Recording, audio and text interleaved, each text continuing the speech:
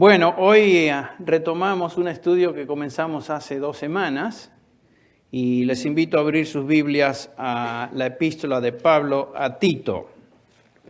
Epístola de Pablo a Tito. Como ustedes recuerdan, dijimos que la epístola de Tito tiene un enfoque o un tema principal y ese tema es evangelístico. Pablo subraya a menudo durante los 3 capítulos de esta epístola que Dios es un Dios salvador. El propósito fundamental de la iglesia, no se nos olvide, es la proclamación del Evangelio de Jesucristo. Le recuerda a Tito a través de toda la carta que Dios es un Dios salvador. Jesucristo es un Dios salvador. Ustedes recuerdan, por ejemplo, en alguno de los pasajes de Tito, en el capítulo 1, ya en el versículo 1, nos dice: Pablo, siervo de Dios y apóstol de Jesucristo, conforme a la fe de los escogidos de Dios y el conocimiento de la verdad que es según la piedad. Nos dice en el versículo 3, al final, que la predicación le fue encomendada a Pablo por mandato de Dios, y dice nuestro Salvador. Dios nuestro Salvador. Inmediatamente en el versículo 4, Pablo dice que gracia, misericordia y paz de Dios Padre y del Señor Jesucristo, nuestro Salvador. Noten la equivalencia que hace Pablo. Dios es nuestro Salvador, Jesucristo es nuestro Salvador. Capítulo 2 nos dice el versículo 10, un énfasis similar. No defraudando, sino mostrándose fieles en todo, hablando de los siervos, para que en todo adornen la doctrina de Dios, y después agrega nuestro ¿qué? Nuestro Salvador. Y el versículo del 11 al 14 realmente es una exposición de la gracia de Dios. Nos dice el versículo 11, porque la gracia de Dios se ha manifestado, trayendo salvación a todos los hombres. También el énfasis de salvación lo encontramos, por ejemplo, en el versículo 4, cuando Pablo dice: pero cuando se manifestó la bondad de Dios, y agrega nuestro Salvador y su amor para con los hombres, el versículo 5, nos salvó, no por obras de justicia que nosotros hubiéramos hecho, sino por su misericordia, por el lavamiento de la regeneración y por la renovación en el Espíritu Santo. Como podemos ver, el objetivo primordial de la iglesia es anunciar, testificar, proclamar el mensaje de salvación en Cristo Jesús. Esa es la razón por la cual el Señor nos dejó aquí. Si no hubiera necesidad de eso, el momento que nos salvó, el momento que llegamos al conocimiento de Cristo como Salvador, nos hubiera llevado inmediatamente a su presencia. Pero nos deja acá para proclamar este mensaje de salvación de tal manera que otros lo escuchen y otros sean salvos. Ahora, ¿cómo llevamos a cabo un evangelismo eficaz? Y esa es la pregunta que toda la epístola contesta. ¿Cómo llevamos a cabo como iglesia un evangelismo eficaz? Un liderazgo maduro y piadoso. Aquellos que son llamados a ser líderes de una congregación, el versículo 6, por sobre todas las cosas deben ser irreprensibles. Y ahí sintetiza las características de un líder maduro, piadoso en la iglesia. Una persona irreprensible, en otras palabras, un individuo donde no se le puede apuntar el dedo y traer en contra de él una acusación legítima. Claro, va a haber acusaciones, pero que las acusaciones no tengan peso, no sean legítimas. Entre las características de un líder maduro y piadoso, Pablo dice que tenga un testimonio en el hogar, que exista un testimonio personal en su propia vida, que sea un testimonio a otros, que sea conocedor de la palabra y que sea hábil en exponer la palabra, en contradecir a aquellos que se oponen, hablar en contra de aquellos que la niegan. Eso es importantísimo. Ese es el primer elemento, entonces, en un evangelismo eficaz dentro de una iglesia local. El segundo elemento que Pablo menciona y en el cual nos encontramos en el capítulo 2 es una congregación sana en doctrina y conducta. Entonces, el primero es un grupo de líderes maduros. Es imposible tener un impacto evangelístico en la comunidad y en el mundo si la iglesia está dirigida por líderes débiles, neófitos en la fe, ignorantes en la palabra y de conducta cuestionable. Pero ahora sí entramos a el segundo elemento, que es una congregación sana en doctrina y conducta. El capítulo 2 fundamentalmente describe a una congregación saludable, una congregación sana en su fe.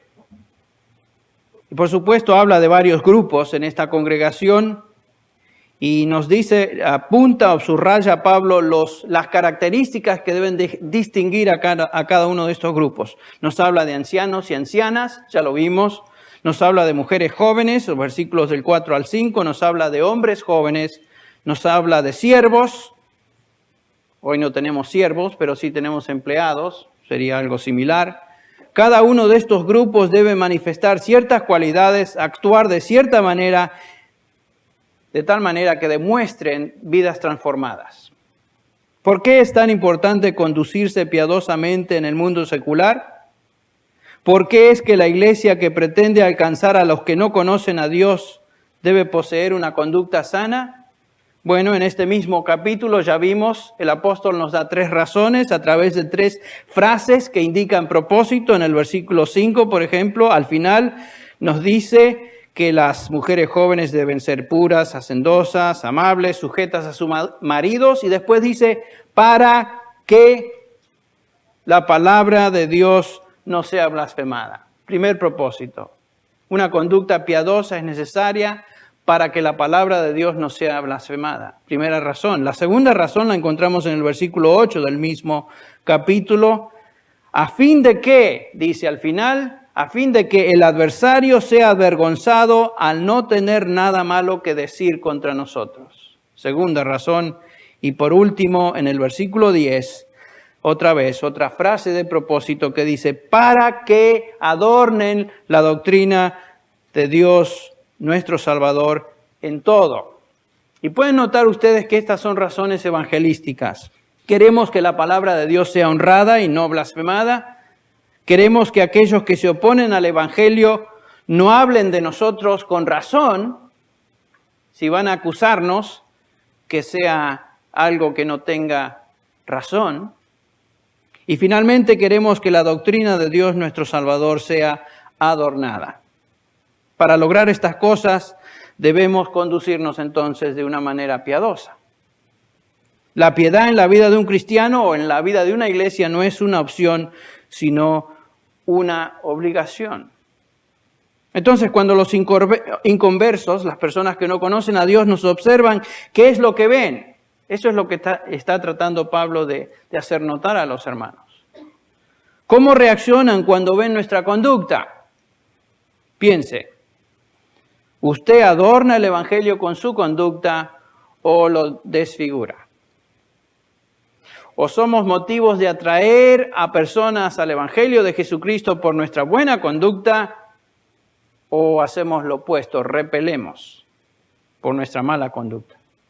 Entonces Pablo dice, la iglesia debe poseer cierta conducta piadosa, de tal manera que el evangelismo que se lleva a cabo por medio de palabra sea respaldado por una conducta apropiada.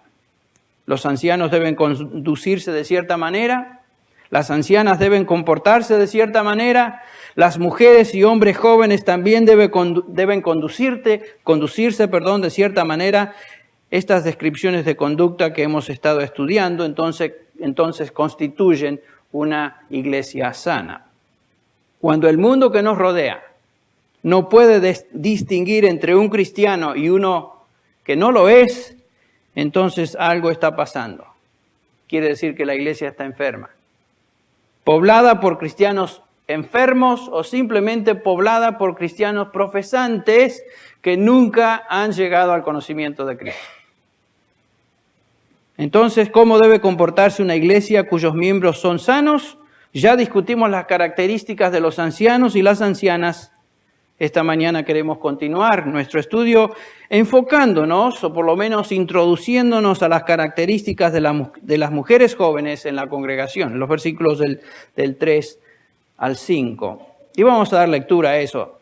Comenzando con el versículo 3, dice que las ancianas deben ser de tal manera maestras del bien. Y en el versículo 4 dice que enseñen a las mujeres jóvenes a amar a sus maridos y a sus hijos, a ser prudentes, castas, cuidadosas de su casa, buenas, sujetas a sus maridos, y después agrega, para que la palabra de Dios no sea blasfemada. Dios ha establecido una conducta específica y clara en cuanto a los deberes de una mujer joven dentro del hogar. Así que, si usted es mujer joven, de las ancianas ya hablamos. Pero pongan atención para recordarse lo que deben enseñar a las jóvenes. Si usted es mujer joven con hijos o casada o con miras a casarse, ponga atención. Ponga atención. Lo que aquí vamos a considerar es controversial hoy día. No hay duda. La perspectiva de la sociedad en que vivimos en cuanto a la mujer es radicalmente opuesta a lo que Dios nos enseña en este pasaje. El papel de la mujer en la sociedad y en la iglesia está bajo un ataque feroz, un ataque sin tregua. Hoy vivimos en una época donde la filosofía feminista domina la forma de pensar de la sociedad en general. El feminismo radical ha invadido y saturado la cultura moderna a tal grado que aún en la iglesia, o mejor dicho, aún la iglesia ha sido víctima de esta ola de pensar, de esta influencia filosófica. Entonces, lo que quisiera hacer esta mañana, vamos a tomar un breve tiempo antes de entrar al estudio específico del pasaje y examinar lo que hoy enfrentamos en esta sociedad moderna. Y esto, por supuesto, no servirá como trasfondo para la exposición del pasaje. ¿Qué es la ideología feminista? ¿Qué es la liberación de la mujer? La mayoría de la gente cuando piensa en el feminismo, piensa en la liberación de la mujer, se imagina a mujeres que solamente pretenden liberación de las ideas tradicionales de ser mujer. Por ejemplo, pretenden librarse de la idea de limitar a una mujer a las tareas de una casa, simplemente, tales como limpiar pisos, lavar platos, cuidar a los hijos, preparar la comida, preparar la cena, ponerse el delantal, esperar que llegue el esposo al final del día y con una sonrisa tenerle todo preparado, etcétera, etcétera. Bueno, esas son ideas tradicionales. Entonces, la gente piensa que lo único que se pretende con la liberación de la mujer es abrirse un poco, ¿no? Tener una mente más amplia. Que las mujeres tengan igual trato que los hombres, salarios iguales, oportunidades en diferentes carreras, igual que los hombres, etcétera, etcétera. Eso es lo que se piensa. Sin duda esto es parte de lo que el feminismo o la liberación, esta ideología pretende. La retórica feminista a veces suena razonable, francamente. Pero las ideas que están detrás de este movimiento no son tan inofensivas. La ideología feminista es realmente de temer. Y ahora vamos a ver por qué. Es ponzoñosa. Los líderes del movimiento feminista no están buscando simplemente un trato más equitativo para las mujeres. Y escuchen algunas de estas ideas. Gloria Steinman, que es una de las líderes del movimiento, dice, para el año 2000, y esto fue escrito en el 80, o sea que ya estamos ahí. Para el año 2000, criaremos, espero, a nuestros hijos creyendo en el potencial humano y no en Dios. Pasemos a otra líder feminista. Sheila Cronin dijo, y cito, debido a que el matrimonio constituye esclavitud para las mujeres, es claro que el movimiento feminista debe concentrarse en atacar a esta institución. La libertad de la mujer no puede lograrse sin la abolición del matrimonio. ¿Ven? Ok. Ya en la declaración feminista o manifiesto feminista en el año 71, que es donde comenzó todo esto, entre los propósitos del movimiento encontramos lo siguiente, y cito: el fin de la institución del matrimonio es necesario para la liberación de las mujeres. Debemos regresar a las religiones feministas antiguas como la brujería, fin de la cita. Regresar a las religiones feministas antiguas como la brujería. Annie Laurie Gaylor, otra, escribió en la revista El Humanista un artículo titulado Salvación Feminista, en el cual dice: olvidemos a Jesús, el Jesús de los mitos, y busquemos aliento, consuelo e inspiración en las verdades, en las verdaderas mujeres. 2000 años de dominio patriarcal bajo la sombra de la cruz debería ser suficiente para tornar a las mujeres a la salvación feminista del mundo. Fin de la cita. Mary Jo Bain, otra, profesora de educación en la Universidad de Wesley y directora asociada de investigación feminista, escribe lo siguiente: para criar a los hijos con igualdad debemos quitarlos de las familias y criarlos comunalmente. ¿Recuerdan lo que escribió Hillary Clinton hace 2 años? Un libro, simpático, ¿no? Dice, el libro se titula It Takes a Village. Por supuesto, Hillary Clinton ha sido influenciada tremendamente por el movimiento de liberación feminista y es una de sus más devotas exponentes. It Takes a Village toma una comunidad. La premisa fundamental de este libro, la idea fundamental de este libro es que los niños no pueden ser criados en el hogar, deben ser criados por la comunidad, que incluye el gobierno. Lo mismo que decía esta Mary Jo Bain. Las ideas feministas son antibíblicas, son peligrosas, van mucho más allá de simplemente liberarse de tareas tradicionales en el hogar. No son berretines de un grupo de mujeres con complejos de inferioridad. No son el resultado del egalitarismo americano. No son un fenómeno moderno en sociedades con ideas democráticas. Esta filosofía no es una creación moderna, no tiene origen humano, sus raíces son absolutamente satánicas. O sea, no es algo moderno, como vamos a ver. El feminismo, junto con todas sus características, es una herejía vieja que busca destruir el diseño de Dios para la familia. Es lo que buscan. No buscan igualdad, simplemente. ¿Dónde comenzó todo esto? Bueno, nosotros como creyentes sabemos dónde comenzó todo. El movimiento de liberación de la mujer realmente comenzó en el huerto del Adán, con Eva, la primera feminista. Por supuesto, no era al extremo radical que acabamos de mencionar, pero en hecho lo que sucedió es que se salió de su función que Dios le había diseñado, le había designado como ayuda idónea, como complemento a su esposo, y actuó de manera independiente, y como consecuencia de ese primer acto exitoso de los objetivos feministas de Satanás, llevó a toda la raza humana al pecado. Por eso estamos como estamos, dice la canción. Ahora, para ilustrar aún más y demostrar que el feminismo no es una filosofía simplemente contemporánea, es interesante notar los paralelos increíbles que existen entre el feminismo moderno y el gnosticismo durante la época del Nuevo Testamento. Estamos hablando acá de la época donde el Nuevo Testamento fue escrito. Si prestamos atención a lo que el feminismo radical enseña hoy, podemos notar en esas enseñanzas y conceptos una influencia gnóstica. Y vamos a hablar de esto un poquito. ¿Qué es el gnosticismo? La palabra gnosis quiere decir ¿qué? Conocimiento. Y básicamente los gnósticos o el sistema gnóstico decía o pretendía que era posible obtener un conocimiento intuitivo, espiritual, superior a la Escritura. La Biblia para los gnósticos era terrenal, era incompleta, era incorrecta. El Dios de la Biblia para los gnósticos era un subdios, ignorante y egoísta. Para los gnósticos no hay tal cosa como el pecado, no hay necesidad de salvación del pecado, sino de las restricciones humanas. Acuérdense que los gnósticos hacían una gran diferencia entre lo espiritual y lo material. Lo espiritual es lo que vale, según ellos, lo material era siempre perverso, torcido, mal hecho, no sirve.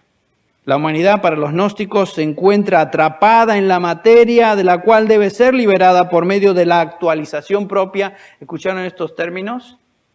El potencial humano, ponerse en sintonía con nuestro lado femenino, nuestra parte divina, salirnos de esa prisión.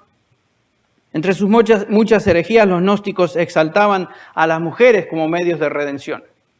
Por ejemplo, ellos enseñaban que la redención, y cita, la redención, la salvación final del encarcelamiento de la materia para el mundo vendrá por el poder femenino. Y esto estamos hablando de la época, el primer siglo de nuestra era. Hoy día el gnosticismo se observa en muchas de estas enseñanzas a través de un sistema religioso conocido como Nueva Era. Tanto el gnosticismo como la Nueva Era, o el sistema de la Nueva Era, no se puede determinar por un sistema teológico específico. Es una mezcla de creencias, es una mezcla de conceptos, basados en ideas gnósticas, por supuesto. Los gnósticos modernos, como los de la antigüedad, creen que parte de la redención personal es el rechazo de normas éticas bíblicas en cuanto a la sexualidad. Esa es una de las cosas que pretenden.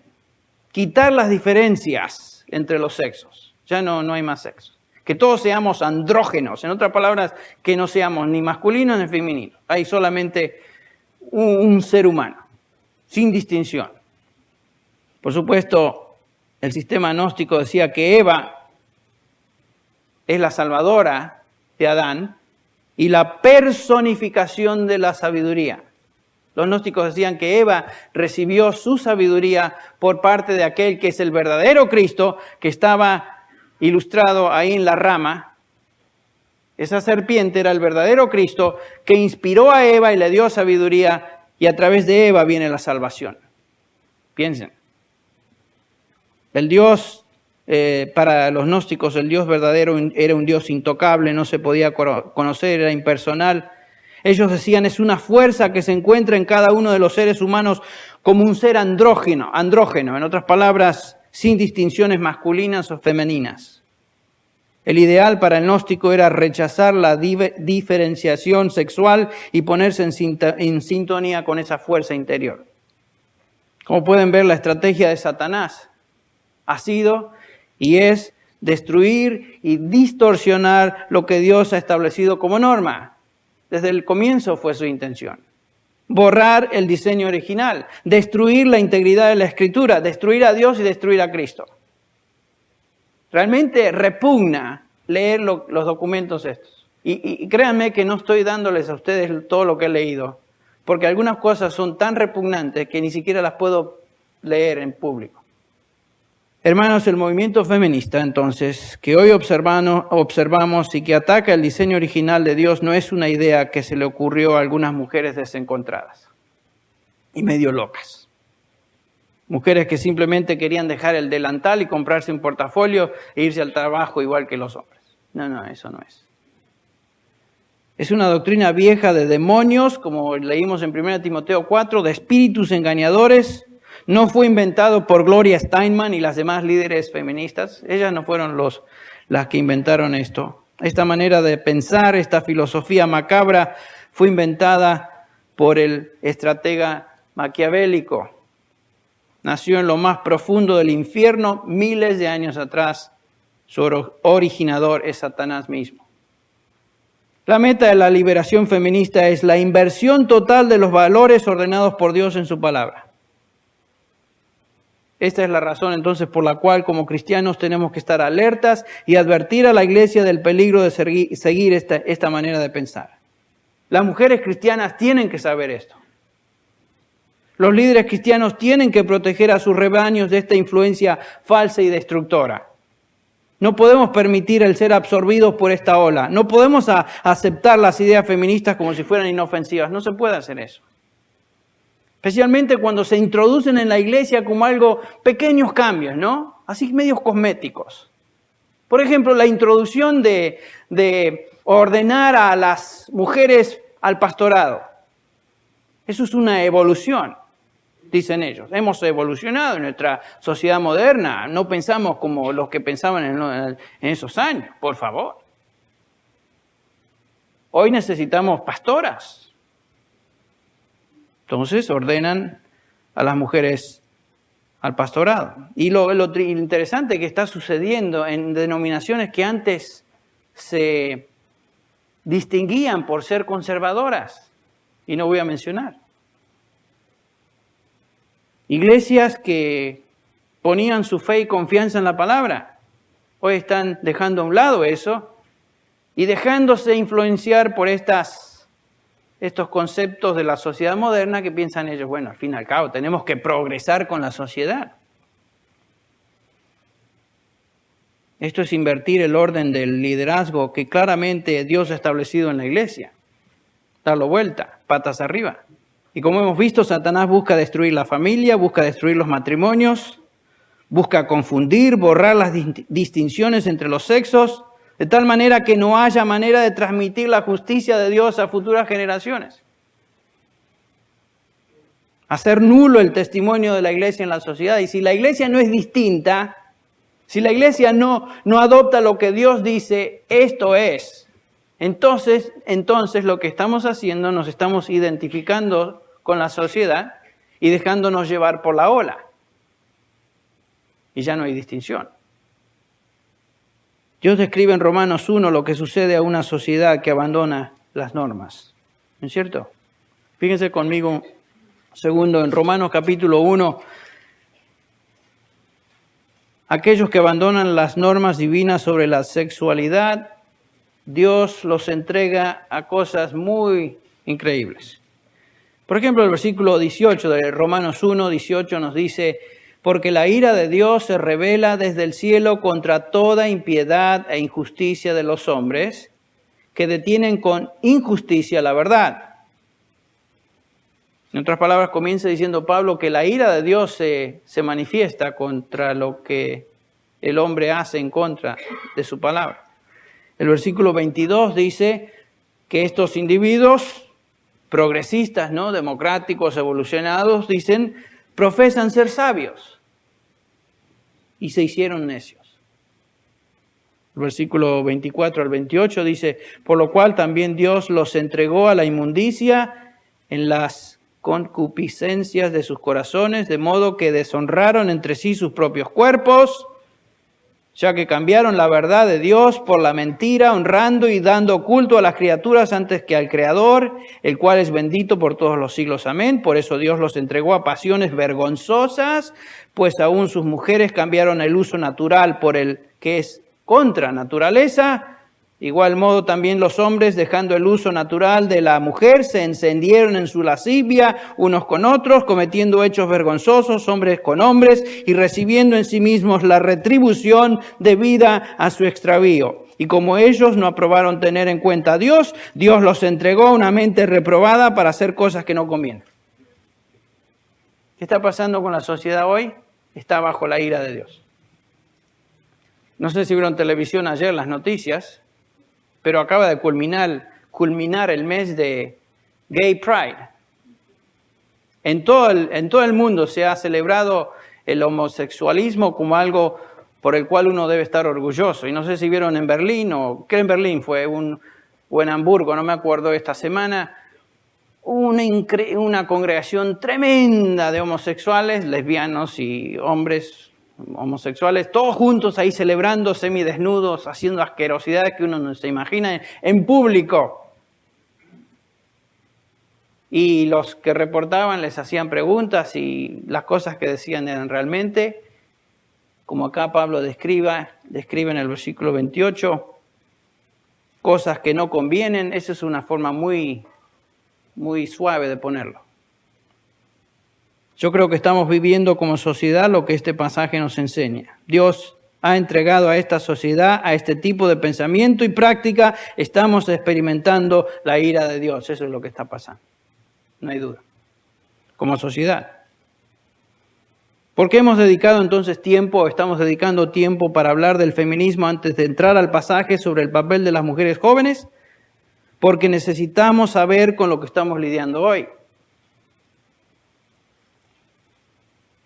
Es realmente espeluznante.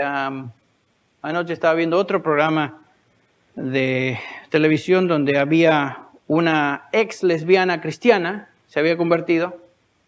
Ella estaba diciendo que es posible cambiar el estilo de vida, ella lo había hecho y consideraba el estilo de vida lesbiano, homosexual, como algo pernicioso a la sociedad, algo que trae daño a la sociedad, y inmediatamente el que era el interlocutor la trataba de, no diga esas cosas, es para usted, pero ¿cómo usted va a tratar de imponer su forma de pensar sobre la sociedad? No, ella decía, no estoy tratando de imponer nada, simplemente estoy explicando lo que a mí me sucedió, usted me da oportunidad de hacerlo, yo estoy simplemente testificando del hecho de que Cristo me cambió. No, pero le cambió a usted, pero ¿qué le importa al resto de la...? Entonces trataba de darle la vuelta, el giro. Claro, una persona que no conoce a Cristo, que no le interesan las cosas de Dios, no va a tratar de ponerse al lado de una persona que conoce a Dios y que trata simplemente de dar un testimonio del cambio que Dios ha hecho en su vida. Pero ella decía que mi manera pasada de vivir era de esta manera, era destructiva, y simplemente estoy dando testimonio de eso. Aquellos que dicen que nosotros somos felices, que vivimos bien así, están mintiendo, porque nos decía que el instinto destructivo y las peleas que existen entre individuos del mismo sexo que están casados o simplemente viven juntos es muy por encima de los conflictos que un matrimonio normal tiene. El punto es, el hecho simplemente de que se esté hablando en la televisión de esto como algo normal, indica que estamos experimentando la ira de Dios. El hombre y la sociedad han rechazado lo que Dios ha establecido, y todo esto es parte de la influencia feminista en la sociedad. Borrar, quitar las distinciones que existen entre el hombre y la mujer que Dios ha establecido. Y destruir el contexto donde esas distinciones particularmente se manifiestan en dos instituciones: el hogar, la familia y la iglesia. Satanás busca destruir todo eso. Según este pasaje en Tito, no es difícil entender el papel que el hombre cristiano tiene en la iglesia. No es difícil entender lo que Dios demanda de la mujer cristiana en cuanto a su papel en la iglesia y en la sociedad. Se hace difícil hoy porque se nos ha lavado el cerebro en cuanto a los papeles del hombre, en cuanto a los papeles de la mujer. Hemos sido como sociedad, aún como cristianos, expuestos a un bombardeo constante de ideas que pensamos que aún son progresivas o democráticas o evolucionadas, cuando en realidad son ideas satánicas.